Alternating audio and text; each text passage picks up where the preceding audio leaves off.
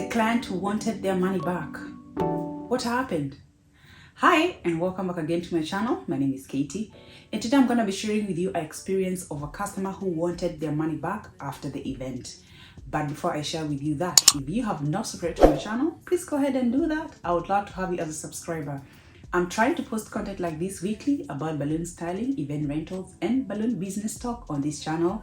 Follow us on Instagram at nearpartydeco and let's get started. So the experience is going to begin from when the customer booked me until when she wanted the money back. Long story short, this is a customer who reached out to me on WhatsApp and she said she wanted some decorations of her husband's birthday, which was coming about and he was about to turn 50. It's a surprise birthday party. What are some of the things that you should purchase as a decorator? I'm gonna let the link up here. And she gave me all the details on how she wanted to have, so I agreed and I said yes, of course I will be able to do something like this. I know a potential customer, the one who I don't have conversations at least for, and then they book me.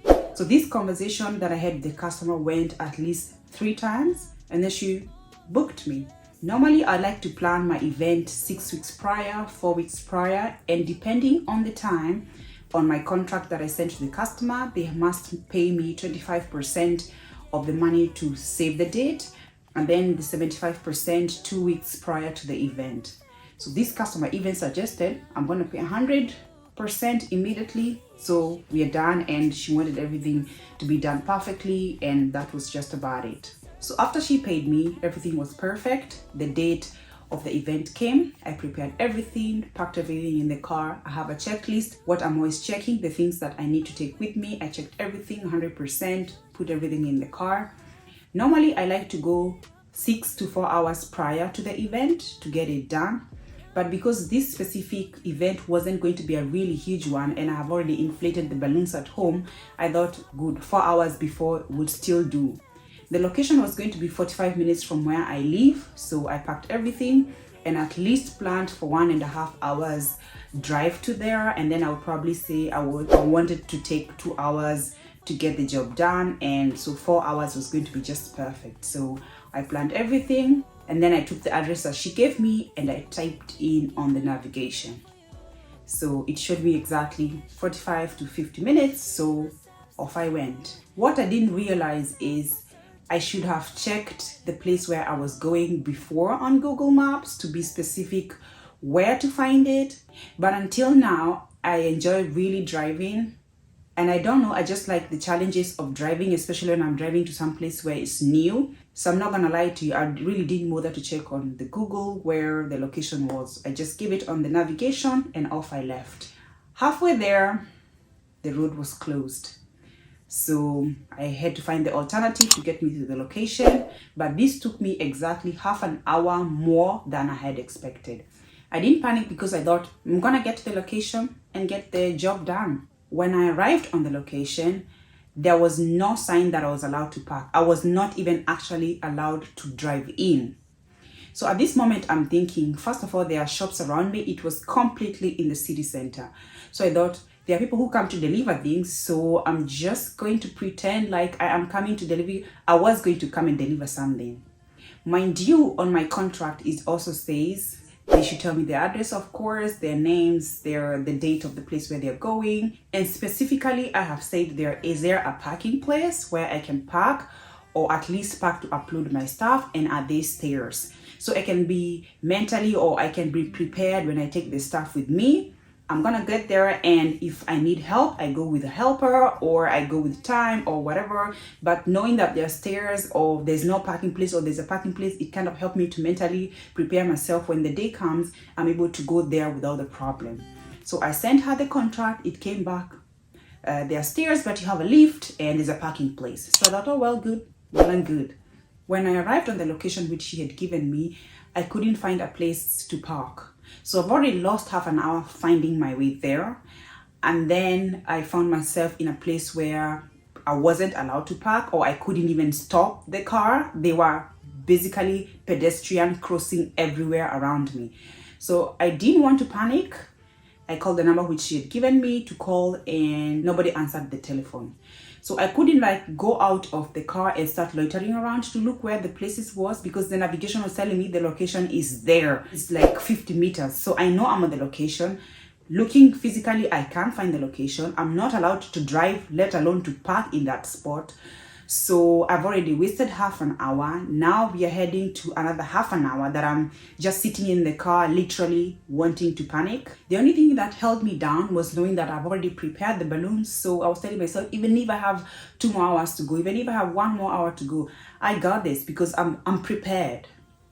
So I called the number which she had given me, nobody's picking up. I called her, nobody's picking up. So I told myself, I'm gonna find a parking place around here, and then I come back to the place where the navigation had showed me on foot. I'll be able to locate where the location is, and then probably I can go back to the parking place and come back and bring the things like that until I'm done. So clever me, that is exactly what I did. I looked for the parking place. The parking place was about 700 meters from where I was located, but I was telling myself, it doesn't matter. We are Kenyans, we are good in running. I'm gonna run, get the stuff, come back, run, get the stuff, come back. But before I was going to get the stuff from the car or from the parking place to the location, first I need to know where the location was. So I brought the car to the parking because I wasn't allowed completely to park, and then I came out with some of the things. I didn't want to come bare hands, so I told myself, let me just carry some of the things which I'm able to carry right now, go find the location, and then start bringing the stuff from the car. Mind you, I still think myself, I have time, you know, I have time. I'm prepared, I got the balloons, I got everything, so I still don't want to panic. The panic mode is kind of setting in, but I don't want to panic. So I came to the place. I told you the place was pedestrian, there are people walking around, so I started asking, do you know this restaurant? Have you heard of this location? No, never. What? I never heard of it. So I asked 2 people, I asked 3 people. And somebody saying, oh, I think I've heard it, it's kind of new. I think you have to walk this way, and then you turn left, and then, so I went. So you can imagine me in the middle of the city with a bag full of balloons, and I had a backdrop with me and my bag and the camera stand, and I was just looking everywhere. So I don't want to be seen like this girl who's lost, who doesn't know what she's doing. So I told myself, if somebody can steal the balloons, well, then they should go ahead. So I put the balloons on the bag somewhere on the corner. Then I told myself, I'm going to go to the locations, like to the shops around, and ask about these places. So I went to at least 4 shops, and they told me they never heard of this location. And so on my 5th shop was an ice cream shop, I will never forget. And the dude is like, oh, you're looking for that place, it's just merely new. Can you see that building over there? So I could spot the building from where I was standing. And he's like, can you see the toppest? Can you see the toppest of the building? Can you see the location? It's red, black, and white. Exactly, that's a location. So once I spotted the building, I went on the ground. I still couldn't find the way to the door.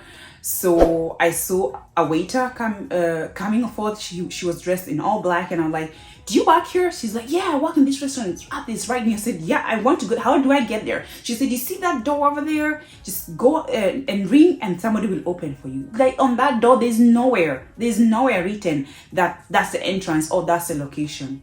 Anyway, long story short, I ended up finding the location, but I had completely wasted my time running around like some crazy God knows who on the streets. And I had to go back to the car and get my stuff in the location. And now we have about 2 hours until the event begins. Oh my God, I was so scared. I brought the things. The first thing I saw, the manager was like, why not answering my phone? And the manager was like, the music they're testing over there, we can't hear the telephone. I'm sorry, but this is not the time to ask why we didn't answer the phone. If you're here, please get your job done. And she was already under stress, I could tell. So I thought, having conversation would not help me in any way, shape, or form.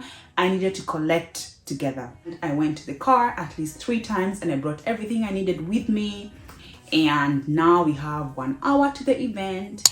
And you can see that the table settings is done, the music are done, and Katie's starting to set up.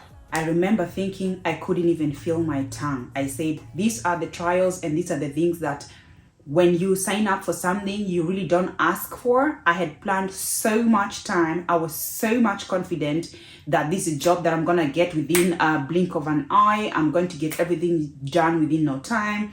And this is how it's going to turn up.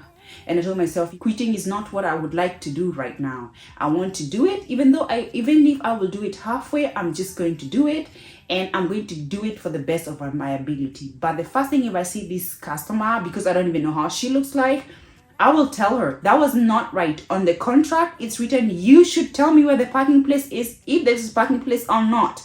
If there wasn't, then also let me know so I can prepare myself to know what the hell is going on. And then something else I also thought, check on the navigation, check on the Google satellite, Google Maps, where exactly are you going? That could cost you your money, because it's the time you're talking about. So I set the set which she wanted, and I would probably say it was perfect. In my eyes, there are some of the details that probably I would have done differently, but I smoked that backdrop. I went there, I wasn't listening to anybody, I removed everything, I pop everything's balloon there. Thank God what she wanted wasn't really huge, and I was able to put it together. But I forgot something. When we had the conversation, she had told me, after you have done the backdrop, I would like to have some helium balloons standing all around the room. But I was so stressed, I had no time. The minute I was nearly done, it was 10 minutes to the event. The guests had already started to come, literally. They were like people standing around. I think the camera person was there. I would probably even think the birthday person was there, or the lady, the client was there. I didn't get to talk to them because they were kind of a distance, but I could see that people were coming in. I finished the setup. The helium gas bottle was still in the car. After I had finished everything, not thinking about the helium balloons, nothing. So I took my stuff. Actually, the waiters helped me to drag some of the things out now because people are coming in. And then I took my stuff back to the car at least 2 more times of everything I needed. And then I went home. And so 3 days after the event, I contacted the lady. I was like, hi, did you enjoy your party? How was it? Oh my Lord. She's like, where were the helium balloons? Where were the helium balloons? It's not what I expected. I'm like, wait, was the backdrop exactly how you would wish it was? And just the helium balloons were missing? She's like, yeah. And just because the helium balloons were missing, you didn't do what you had said you're going to do on your contract, so I want my money back. So I remember seated in the office thinking, oh my God, you now want your money back because of the helium balloons? And she's right. That client was right. But here she wasn't right. I told her, you didn't tell me on the contract that I had no place to park. You just definitely ticked I have a place to park. And from that experience, I forgot to blow up the balloon. I didn't have time because I was walking 700 meters from the location where I had parked the car to the location. Ta-da! So when she told me that she wanted her money back, I freaked out. I was like, how do I begin to explain to her how that day was for me? So I calmed down. I told her, listen, I apologize. I didn't do exactly what you had imagined as a full package. That is the backdrop plus the helium balloons. Now it's both of us who didn't keep what they said in the contract. So I told her, you were supposed to also let me know that there was no parking place, and there was no parking place. And I didn't want to go about telling her, and that's why I didn't put the helium balloons for you. Because this is an experience I think I have to reflect and realize that it was my mistake. So I didn't text her on that day. I just let the conversation sleep, and I wanted to think about it. And for the next day, I texted her and said, no, I can't give you all the money back because I did do the backdrop. I did come to the location and I did do the job, but I'm gonna give you this percentage. She said, no. The point was that I didn't do what I had told her I was going to do. That's the end. Whether it was halfway, whether I showed up or I didn't, she wants her money back. So I thought about it. I thought, how do I go with this customer? So I sent her an email. This time I'm no longer communicating with her via WhatsApp because I was afraid if it's going to be anything legal, I want it to be written on emails, not a phone number. So I switched the conversation back to the emails, like we had not conversated after that, and we started having conversations from there. And to her understanding, in the end, she accepted the amount of money because on the contract also she realized she didn't meet me halfway after she probably wasn't thinking or wasn't looking into the parking place. She just said, yeah, there's a parking place.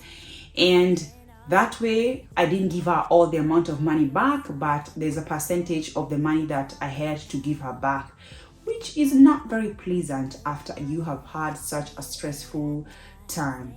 From that experience, I learned, check your location on Google where you're going. Specifically, look on the picture of how the building looks like. That is one thing. Second, take note of your contract, the one that you send to your customer. Make sure everything that is ticked yes and ticked no, that you have conversations with them during that time. Try to communicate on emails. Of course, the request comes from Instagram, the request comes from Facebook, the request comes from WhatsApp, but tune your conversation back to the emails, because that's the only way you're able to follow along legally on what went down. And fourth, go one day before. That's all I can say. If you have the opportunity to go one day before to do your event, please do that. The balloons are very forgiving, and if you're working with quality balloons, they can stay for God knows how long. If you're using double stuffed balloons, even better. They're going to look even more better on the next day. So if you're not going to be there 6 hours prior to the event, be there a day before. I hope you guys were able to learn one thing or the other on this experience. Let me know in the comment below how I reacted. Was it the right thing? Please subscribe to my channel if you haven't done so. Follow us on Instagram at @nearpartydeco. Would you like to know how to set a 5-star review? Then tune in next week. But until next time, auf Wiedersehen!